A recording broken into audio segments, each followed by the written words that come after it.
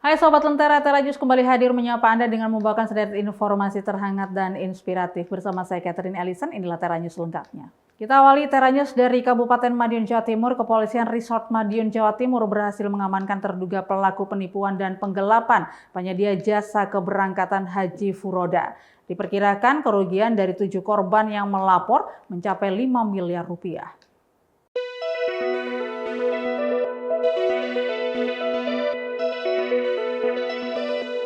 Pelaku yakni perempuan berinisial J, 42 tahun warga Wagirlor, Kecamatan Ngebel, Kabupaten Ponorogo. Dalam kasus ini pelaku merupakan pemilik Ladima Tour and Travel yang menerima uang pendaftaran haji furoda dari korban. Kasus bermula saat korban hendak mendaftar haji furoda pada tahun 2019 dengan biaya sekitar 200 juta rupiah. Namun akibat pandemi COVID-19 keberangkatan haji ditunda hingga tahun 2022 dan korban tetap dimintai biaya tambahan. Namun setelah uang dibayarkan kepada pelaku, korban tak kunjung berangkat ibadah haji furoda, justru diminta uang tambahan lagi sebesar 400 juta rupiah. Korban kemudian mengurungkan keberangkatannya sehingga uang yang telah dibayarkan oleh korban diminta dikembalikan seluruhnya. Karena tak kunjung dikembalikan, korban akhirnya merasa dirugikan dan melapor ke Satreskrim Polres Madiun. Untuk korban yang sejauh ini sudah melapor ke kami itu, korban sudah membayar lunas. Akan tetapi pada tenggat waktu yang sudah ditentukan tidak diberangkatkan. Kami sekaligus juga mengimbau kepada mungkin peserta yang berkenan untuk mengikuti ibadah haji furoda ataupun haji plus, mohon kiranya sebelum mendaftar dicek dulu apakah tour and travel tersebut benar-benar sudah terdaftar di Kementerian Agama. Jadi tidak langsung daftar kemudian terjadi penipuan. Dan kami akan selalu mengupdate terkait dengan proses penyidikan kami terhadap saudara haji selaku pemilik tour and travel furoda ini. Sebetulnya kendala utama kita adalah karena COVID itu banyak sekali regulasi yang berbeda. Jadi sebetulnya kalau kemudian itu tadi Pak Kasat bilang kita penipuan, itu sesungguhnya dari dalam hati tidak ada maksud seperti itu. Kalau saya mau nipu, mungkin dari dulu penipu. Tapi karena kondisi COVID, kemudian banyak sekali juga uang kita yang setelah COVID itu tidak bisa diurus, makanya kondisi ini yang membuat kita cash flow-nya terganggu seperti itu. Jadi intinya di sini sama sekali kita tidak ada niatan untuk kemudian menipu. Kita masih tetap beritikat baik untuk mengembalikan ke jamaah dengan bukti kita tetap ada nominal yang kita berikan kepada jamaah. Itu uangnya sudah di-store ke mana saja? Sebagian sudah di-store, sebagian masih ada di kami. Di-store ke mana? Ada. Jadi kita ada muasasa, ada pihak-pihak terkait, semuanya seperti itu. Terkait visa juga gitu? Iya, untuk visa juga ada. Atas perbuatannya pelaku disangkakan pasal 378 KUHP dan atau pasal 372 KUHP dengan ancaman hukuman selama-lamanya 4 tahun penjara. Wita Kopresidio melaporkan untuk Lentera TV. Kita ke informasi selanjutnya, imbas curah hujan yang tinggi, para pengrajin telur asin yang ada di Kampung Bebek Desa Kebonsari, Kecamatan Candi, Kabupaten Sidoarjo mengalami penurunan jumlah produksi secara drastis. Penurunan jumlah produksi ini diakibatkan karena bebek kurang produktif untuk bertelur pada saat musim hujan tiba.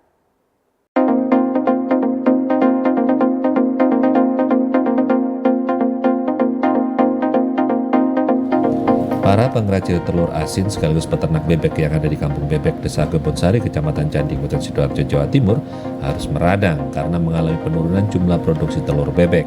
Para peternak mengaku hal ini dikarenakan imbas cuaca ekstrim dan curah hujan yang tinggi. Salah satu peternak bebek dan pengrajin telur asin, Sulaiman, menjelaskan bahwa jika pada umumnya dari 1.000 ekor bebek produktif, per hari bisa memproduksi telur hingga 600-700 butir telur. yang dapat dijadikan menjadi telur asin. Namun pada saat musim penghujan, jumlah produksi telur bebek dari 1.000 telur turun drastis menjadi 200-300 butir telur saja yang akan diolah menjadi telur asin. Hal ini menjadi permasalahan bagi peternak sekaligus para pengrajin telur asin. Menurutnya, kelembapan suhu udara akibat curah hujan yang tinggi menjadi salah satu penyebab bebek akan susah untuk bertelur. Bahkan di beberapa kasus akan menimbulkan kematian serentak dalam satu koloni.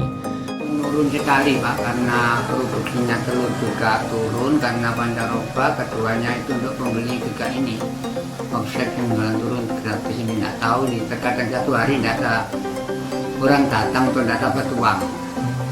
Penurunannya produksi telur berapa? 50% juga. 50%. Iya. Oh, sebelumnya setiap hari itu berapa telur? 70%. 70% sama Iya. ini. Biasanya dulu sebelum pancaroba Ya itu 70% itu normal itu standar itu karena cuaca masih rawan panas. enggak, dulu sebelum pancaroba setiap hari berapa telur Pak yang Ya dihasilkan? itu bebeknya kan tinggalnya sedikit Pak, cuma 700 ya sekitar 400. 400 ya. Iya. Terus pembeli itu berkurang? Ya, kemarin sebelum sesudah corona mendingan masih banyak orang beli. Sekarang itu nggak tahu ini karena apa kok nggak ada orang beli. Karena apa Pak kira-kira Pak? Ya karena mungkin ekonomi untuk penjualannya nggak ada, itu uang yang nggak ada. Pak, harganya nggak ada kenaikan Pak ini ya? Nggak bisa dinaikkan uang dinya, nggak ada yang masuk. Berapa harga telur asin Pak? Yang harga telur asin yang ori itu 38, per bijinya 3.800. Kalau yang rasa-rasa bakar goreng open itu 4.200. Pak, soal pakan itu gimana Pak? Masih Kalau mahal pak- ya? Iya, kalau pakan kalau melalui pabrik juga masih mahal banget Pak. Jadi lebih dari 8.000 atau 8.000 atau 6.000 itu nggak bisa untuk jangkau. Jika tiba waktu musim hujan tiba, para peternak harus menguras kantong lebih dalam dengan membuat campuran makanan yang tinggi akan protein seperti udang, cangkang kupang, hingga keong sawak agar para bebek tetap bugar dan tak gampang terserang penyakit. Namun meski jumlah produksi telur menurun, harga telur asin di pasaran tidak mengalami kenaikan secara signifikan. Harga telur asin yang dipasarkan oleh para pengrajin tetap di angka Rp3.400 hingga Rp3.500 per butir. Alan Sauri melaporkan untuk Lentera TV.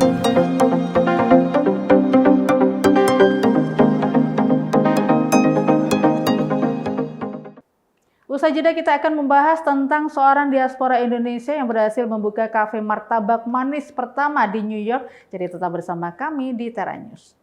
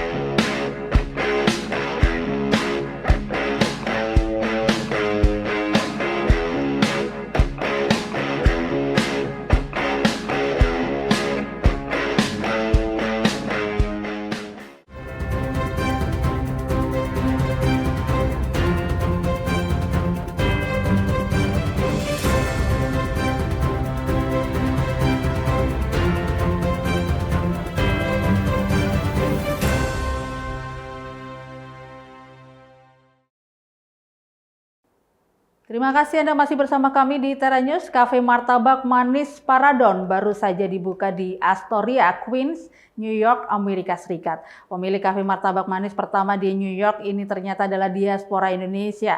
Menu yang ditawarkan benar-benar menyajikan cita rasa Indonesia dan menariknya warga New York yang baru pertama kali mencoba martabak ternyata juga langsung menyukainya. Almost 90% of the people in the community and locals haven't tried martabak manis. They've been giving us a lot of good feedback. Inilah Doni, diaspora Indonesia dengan latar belakang di bidang keuangan. Dan inilah Patty, diaspora dari Taiwan yang pernah bekerja di industri fashion. Awal bulan ini, pasangan entrepreneur muda yang tinggal di area Queens, New York ini mengembangkan bisnis kafe minuman dengan brand Papadon. Lalu, apa yang dijual di kafe ini? Minuman bubble tea dan martabak manis. How was the launch? The launch was successful. We had a lot of support from the Indonesian community, also from the locals that we were not expecting. So we're looking forward to being part of the community here in Astoria and looking forward to everyone coming and visiting us over here. Bisnis martabak manis Papadon dimulai sejak tahun 2019. Warga New York yang kangen martabak bisa memesan langsung lewat online maupun datang ke festival kuliner Indonesia yang diadakan setiap bulan. Pada saat pandemi corona melanda kota New York, Papadon turut berpartisipasi dengan menyumbangkan martabak manis gratis kepada para petugas medis di rumah sakit. What we did to market it a little bit better for people that do not know about it, we called it Indonesian pancake, short for Indo pancake. We created a small mini martabak, so this way is a one size, one bite. They always talk about it, and it's when he convinced me to try it, that's when I was like, wow, this is really good. And I feel like if I'm reacting that way and I'm not Indonesian, then there's going to be a lot of non-Indonesian customers that would love this dessert. Lokasi Cafe Papadon berada di area Astoria, berdampingan dengan berbagai bisnis kuliner dari berbagai bangsa. Menjual minuman segar bersama dengan martabak manis yang dulu dikenal sebagai kue terang bulan menjadi strategi yang pas untuk memikat para pecinta kuliner di area ini. What do you think about the opening of the Papadon store right here in Astoria, New York? I think it's fantastic. I came here before. I tried the drinks out. They were really good. There's new flavors now, so I picked that up right now. I'm waiting for it right now, so once it comes out, I'm going to try it out. It's all chocolatey and peanuts. Those are like my favorite things, so this is excellent. That's incredible. That's really delicious. Yeah. So very good. Wow. It's moist, it's cakey. Perfect. Excuse me. Sorry to talk on my mouth full. It's so good. Yeah. That's delicious. Semoga langkah ini akan semakin mendorong para pebisnis Indonesia yang ada di sini untuk dapat berkembang seperti yang sekarang kita rasakan dengan Papadon. Thank you so much for chatting with us, and we wish you all the greatest success for your store. So do you have anything that you want to say to the people? Sure, of course. Guys, if you guys are ever in Astoria, Queens, New York, please come visit us at Papadon NYC. Dari kawasan Astoria, Queens, Naratama dan Audrey Utoyo, VOA, New York.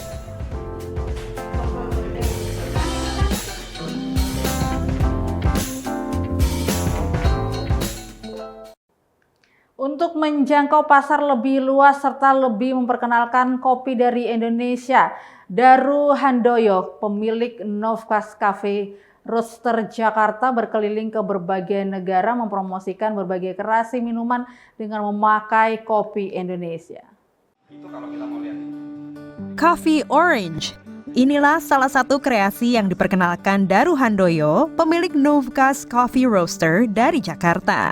Saya menambahkan cara lain untuk menikmati kopi dengan menambahkan berbagai bahan yang tersedia di sekitar Washington DC. Yang disasar dari pelatihan ini adalah bagaimana menjangkau masyarakat luas, bukan cuma pencinta kopi, tapi mereka yang mau menikmati minuman yang khas Indonesia. Berkreasi dengan minuman dasar kopi adalah salah satu topik yang disampaikan Daru dalam pelatihan bagi diaspora Indonesia di Washington DC yang ingin terjun ke bisnis kopi. Angle-nya adalah mungkin ke arah spice ya. Kita bilang spice coffee ya, spice coffee. Yang kedua adalah vegan. karena sana. Jadi kita bukan lagi bergerak di produk. Jadi kita udah beyond enak nggak enak ya itu tapi lebih ke oke, what's in it for me? Daru sudah berkeliling ke banyak negara memperkenalkan kopi Indonesia yang menurutnya penting untuk melakukan ekspansi.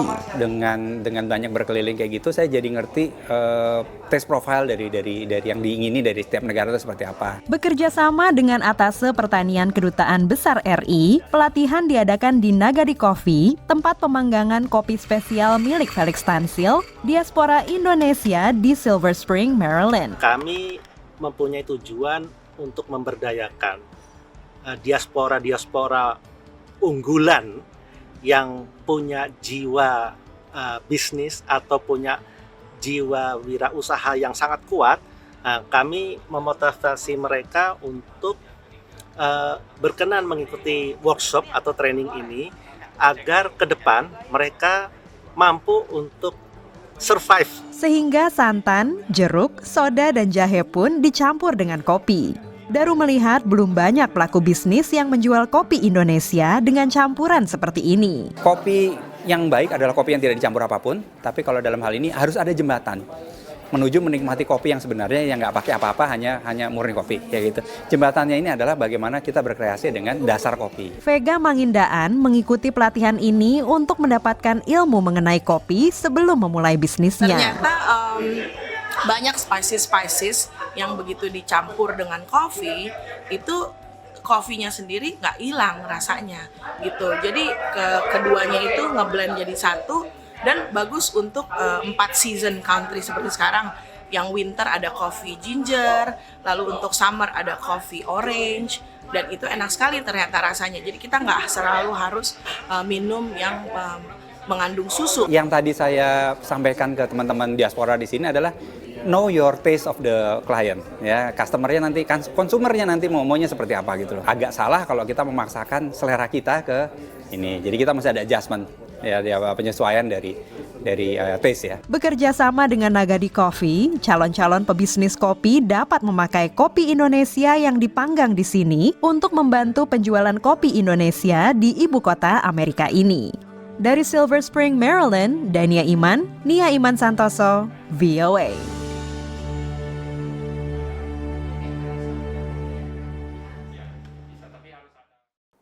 Informasi seputar kopi tadi mengakhiri Tera News saat ini. Anda dapat saksikan kembali tayangan saat ini di YouTube channel kami Lentera TV Media dan website kami lentera.tv. Saya Catherine Ellison pamit undur diri. Terima kasih dan sampai jumpa.